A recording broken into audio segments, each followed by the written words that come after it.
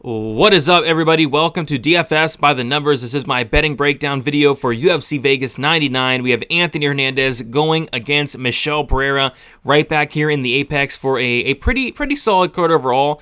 In my opinion, from a betting perspective, kind of sketchy, especially these prelims. Not a ton going on there. We have the main card's going to be awesome. This main event's going to be phenomenal. So looking forward to watching it. Looking forward to breaking down these fights. Before we get into it, if you guys could do me a favor, like the video, subscribe to the channel, leave me a comment. Let me know what you guys are liking from a betting perspective this week. And as always, going to be breaking down these fights from a betting perspective and a betting perspective only. If you guys want a more further in-depth breakdown on why I'm picking who, I did do a full card breakdown and prediction video earlier in the week. But yeah, not a ton sticking out this week. Had my second best week ever tracked last week for UFC Vegas 98, and there are some spots sticking out this week, but I don't want to give a lot of that profit back, betting on, fights like Joslyn Edwards, Tamara's Vidal, and like Elise Reed, Jessica Penne, even though I do have a bet on that fight. But yeah, I want to be careful here.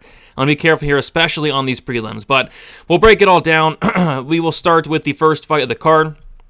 We have Arbelis to Spain going against Austin Lane. So nothing on this fight for me yet. If I do add something, obviously it'll be posted on the website or it'll be posted in the comments and I'll pin the comment. But I'm probably going to be adding something to do with this fight. I think the under 1.5 rounds at minus 250 is a very fair parlay piece. Austin Lane's been over 1.5, I think, literally once in his entire career. Austin Lane's never been the distance. And yeah, I get why some people might take a shot on the over. And if the over does hit, it's probably because Austin Lane was able to get that wrestling going. But yeah, I think this fight finishes under 1.5 at a fairly high clip here. I think this fight also probably finishes in the first round as well. They have Despain and the under half a round at plus 225. I don't think that's the worst look in the world. I think you're pretty much fading an Austin Lane takedown, because if Austin Lane's not taking down Despain in the first 2 minutes and 30 seconds, it probably means his head's getting taken off. But if he does take down Despain, like, that is probably the round. So it's definitely a fight that you don't want to go crazy on, but I think I'll probably be adding maybe the under 1.5 in a parlay piece potentially. I think that's a really good parlay piece this week. So nothing yet, but I'll probably be adding potentially. We'll see. Next, we got Melissa Martinez going against Alice Ardaline. Yeah, it's a big giant pass here. A lot of unknowns on the Martinez side. Ardaline, some monies came in on her. She was plus 150, now plus 105. I picked Ardaline just due to the fact that the last time we did see Martinez in there, she was getting out-grappled by Elise Reed, which is not good. But with that said, Martinez is young, very young. She's been out for 2 years, and if she has came back and made improvements, she probably wins the fight. She's the much better striker by a mile, so we'll see. But this has greasy split written all over it. Probably comes into the hands of the crooked, corrupt judges, and I think I'm fine with just passing on this one. Next, we got Elise Reed going against Jessica Penne. We got money coming in on Elise Reed throughout the week, which it's hard because Elise Reed, I think she has all the tools to win this fight, but I also think she has a gaping hole in her game, and that gaping hole is the ground game. I mean, she's been finished 4 times at strawweight. All 4 of those times are on the ground. We saw CRU Banks TKO, or we saw Sam Hughes TKO, or we saw Lupe Godinez submit her. We saw Loma Luke Boonmi, of all people, submit her as well. So it's like, yes, I mean, if Elise Reed stuffs the takedowns, keeps it on the feet for 15 minutes, she probably does look like a big favorite. But the ground is lava here for Elise Reed. If this fight hits the mat once, like, she's a white belt, Penne's a black belt, and Penne's a very slick rapper. The problem with Penne is there's 2 problems. She's 41 years old, and she has no wrestling. But it only takes 1 takedown, 1 back take for that to change. So I took a shot on the Penne by submission, half a unit, plus 550. I feel like that's like her win condition. I feel like it's a sub. I don't think Penne is going to go out there and win a striking-based decision. I don't think she's going to go out there and take down Elise Reed twice without finishing her and win a decision. I think it's literally a sub. I think Penne's sub or bust, and it's plus 550. So yeah, give me Penne by sub here, half a unit, plus 550. Next, we got Joslyn Edwards going against Tamara's Vidal. Yeah, so I would say I'm fairly confident in Joslyn Edwards, but at the same time, just like a lot could go wrong. Joslyn Edwards is in a split decision typey fight every single time she's in there, and maybe that's the case here. And then on top of that, Joslyn Edwards had a very weird weigh-in. One of the weirdest weigh-ins I've seen in some time, where she weighed in at 139.5, and then after stepping off the scale, it's like her her brain shut off. She turned around, she looked at the wall for like 30 seconds, and somebody had to like escort her off the stage. Like Jocelyn, what are you doing? Get off the stage. Like I don't know what she was doing. It was the weirdest thing ever. And then she cut off her hair and then tried to weigh in again, and she still weighed 139. So yeah, I mean, little weird, but I mean, I'm not picking Vidal to beat anybody in the UFC. I think Jocelyn Edwards should win, but laying minus 265 on Jocelyn Edwards, I think a lot could go wrong. But yeah, I mean, she should get the job done. But yeah, nothing here. God, nothing here in this fight. Anyway, moving on to the next fight, we got Gene Matsumoto going against Brad Katona.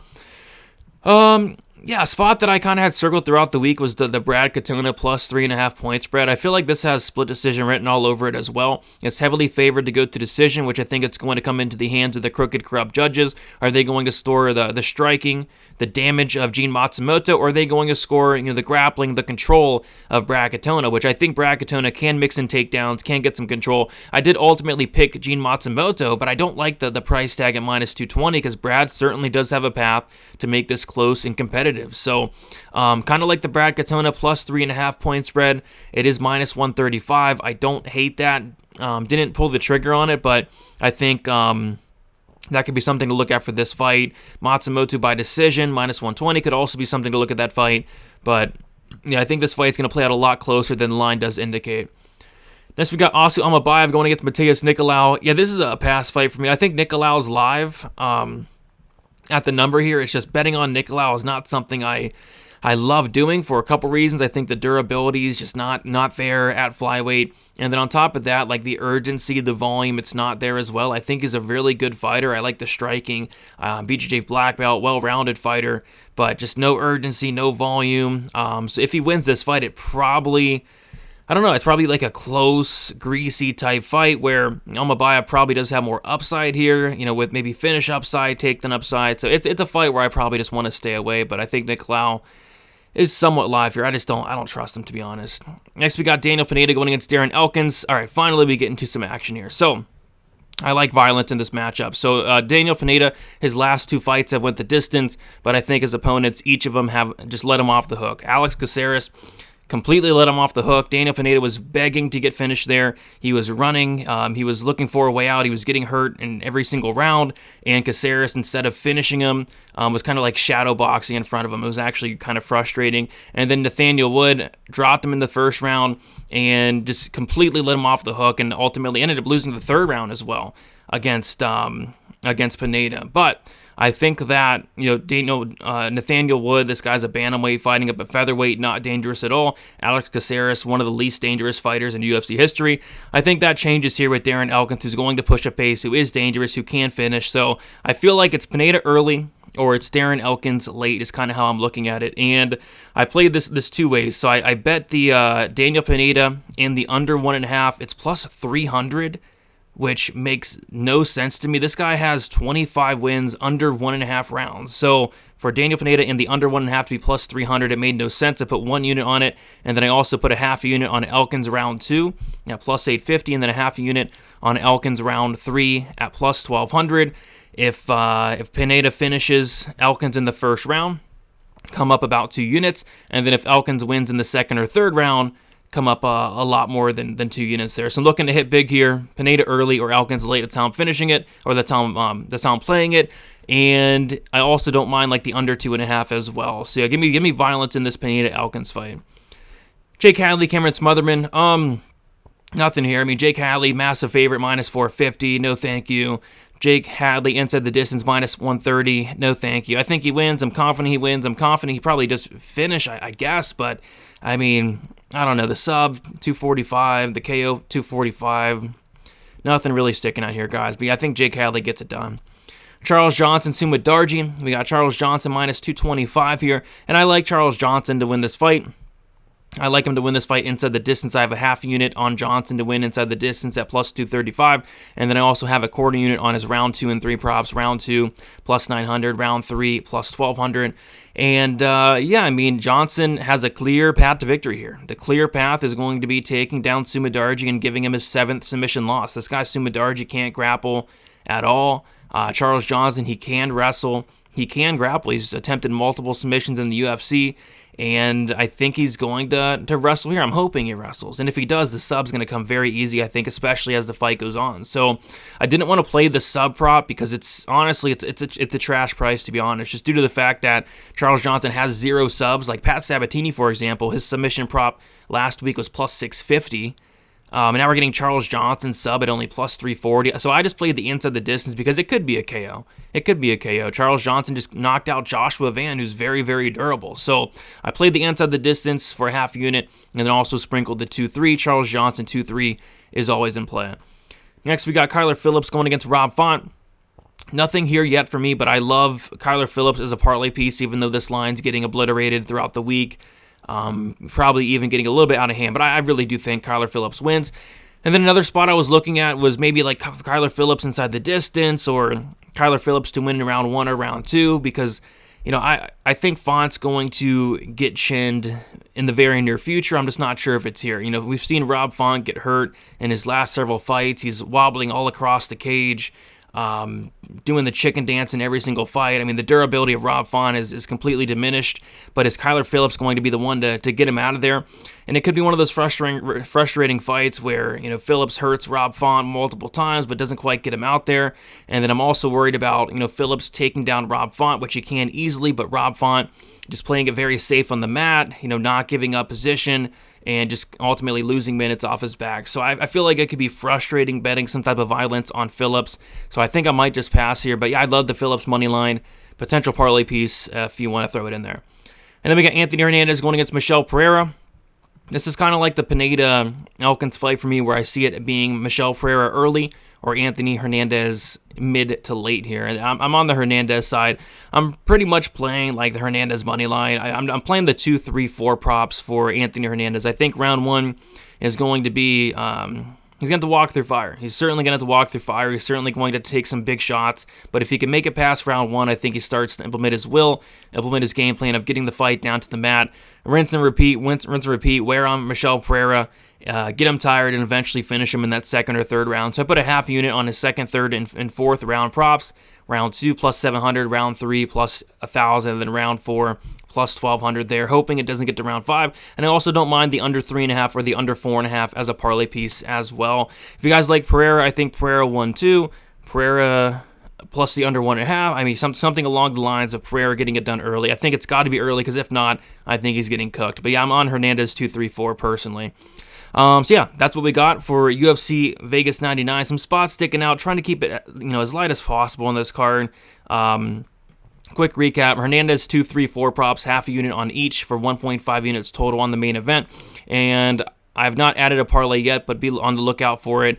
Might add like an under 3.5 or an under 4.5 as a parlay piece. Kyler Phillips, Rob Font, nothing on the fight, but Phillips as a parlay piece might potentially make it on my card. Probably going to stay away from the Phillips violence props. I mean, I feel like it could be like a frustrating non-hit there. Charles Johnson, Sumadarji, Johnson inside the distance, half a unit, plus 235, and then Johnson 2-3, quarter unit on each, plus 900 on round 2, and then plus 1,200 on round 3. Fading the Hadley Smotherman fight. Pineda and the under 1.5 rounds at plus 300 for 1 unit, and then a half unit on Elkins round 2, plus 850, and then Elkins round 3, half unit on that as well, plus 1,200. Not touching the Almabayev Nicolau fight. Matsumoto Katona. I don't mind the Katona plus 3.5 point spread at minus 135. I don't hate that, but no action on that fight for me. Edwards Vidal. I wouldn't even think about touching that fight. Reed Penne. Probably a fight that shouldn't be touched, but I took a half unit shot on Penne by sub at plus 550. And then Martinez Ardeline, not touching it. And then Despain Lane, I love the under 1.5 as a parlay piece. And then also they have the Despain and the under half a round at plus 225. I don't mind that as well. So yeah, if I add anything, I'll pin it down in the comments. If you guys are on the website, dfsbythenumbers.com, I'll obviously be posting on there as well. But I'm trying to cook up some type of parlay because there's a ton of parlay legs I do like. Just trying to kind of put together the right one. So I probably will add something. If I do, again, I'll pin it down in the comments for you guys. There we go. Best of luck, guys, for UFC Vegas 99. interesting card for sure. We got a pay-per-view next week, UFC 308, so I'm not trying to put, a ton on this card. Maybe save some action for next week for sure. So yeah, guys, best of luck. Enjoy the card, and we'll talk to you soon. See you later.